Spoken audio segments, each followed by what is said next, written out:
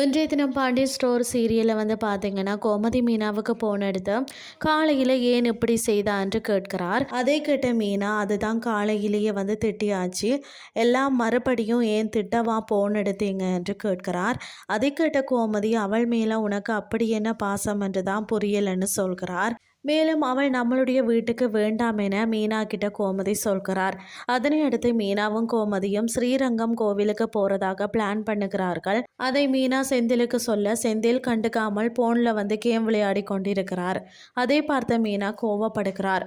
மறுநாள் காலையில காந்திமதி கோமதியை பார்த்து ரெண்டு பொம்பளைங்க தனியா போயிட்டு வந்துடுவாங்களா என்று கேட்கிறார்.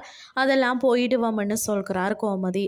அதனை அடுத்து கோமதி கோவிலுக்கு போகிற அவசரத்தில் போனை எடுக்காமலே பஸ் ஸ்டாண்டுக்கு போகிறார். அதை கேட்ட மீனா வீட்டை போய் எடுத்துகிட்டு வருவோமான்னு சொல்லி கேட்கிறார். பிறகு கோமதி அதெல்லாம் ஒன்றும் வேணாம், ஒரு நாளைக்கு போன் இல்லாமல் இருந்துட்டு போகிறேன்னு சொல்கிறார். மறுபக்கம் காந்திமதி கோமதியோட போனை ஒழிச்சு வைக்கிறார். அப்போ தான் கோமதியோட பிரச்சனை முடிவுக்கு வரும் என்று நினைக்கிறார்.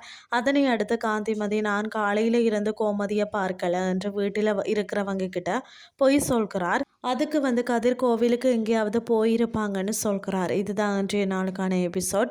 அடுத்த எபிசோடில் என்ன நடக்க போகுதுன்னு சொல்லி பொறுத்திருந்து பார்க்கலாம்.